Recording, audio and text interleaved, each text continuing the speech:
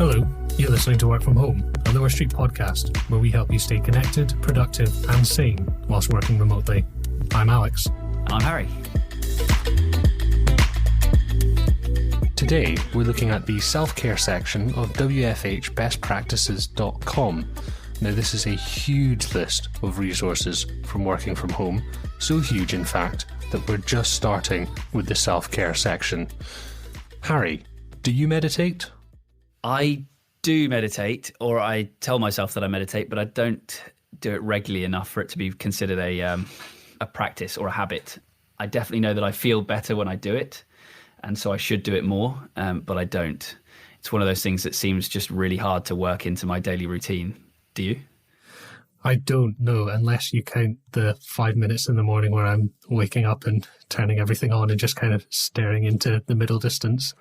I think meditation can mean something different for everybody. Like, I've made it a point to, when I go running or walking, to not take my phone. Like, I always used to take my phone with me and listen to music and have headphones in, and it would just be another space in which I'm consuming content. But actually, I've made a sort of conscious effort to go, no, I'm just going to go and walk and smell the air and listen to the birds and think about my navel.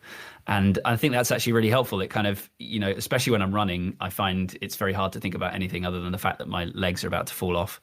It's quite a meditative process. It's very easy to stay present, I find, when you're kind of struggling for air. So I don't think necessarily that meditation has to mean the same thing for everybody. But yeah, I think it's an awesome practice to have. And yeah, they kind of point to this pretty early on in the guide here, and under the self-care section. Headspace is the app that they recommend, which I have used, which is good. Have you checked out Headspace?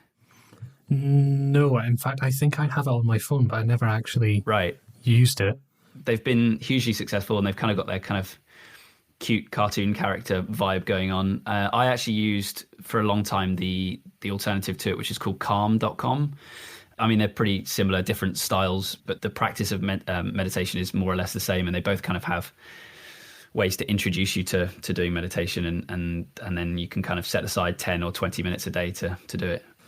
Well, I think that's interesting what you said, because for me, I always think of it more as I imagine somebody sitting down cross-legged and maybe saying Om when they're meditating. So the thing that you mentioned where you're talking about just being outside and not consuming content, I started doing that on my walks to the gym, because like you said, yeah, there's actually very few moments in life nowadays where you're not being bombarded with content.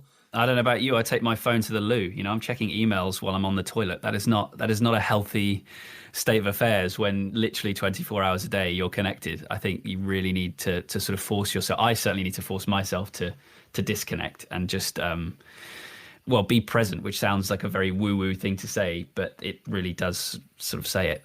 Yeah, because all these tools are quite insidious. They just kind of make their way into every single crevice of your life until you're browsing YouTube whilst you're trying to cook noodles and wondering what's going on. I wish that were not a real example from my life, but I've done exactly that. And it's like, and I've deleted Twitter and Facebook and YouTube off my phone a million times and then just reinstalled them.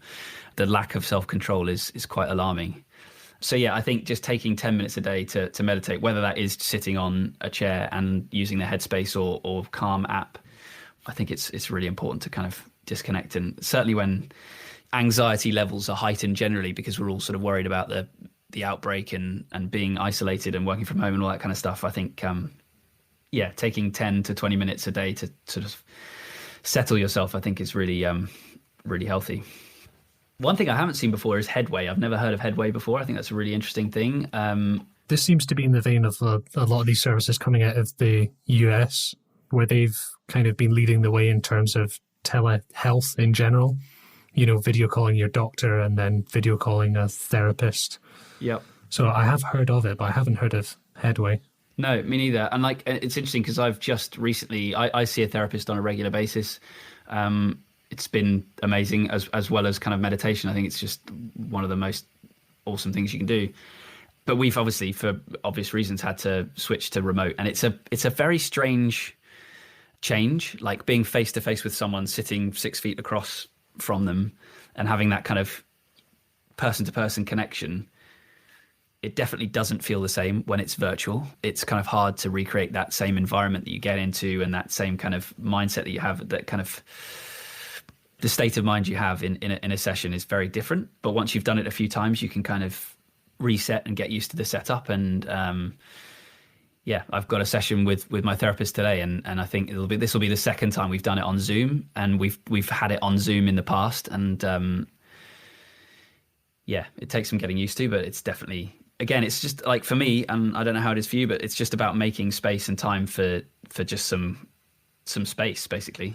I do think it's interesting, the whole therapy thing, because I think especially here in the UK, that's not something that's often talked about. It's something that seems to be, from my, at a distance view of American culture, that it's something that they talk about quite a lot. Yes. But it's something I almost never hear about here in the UK.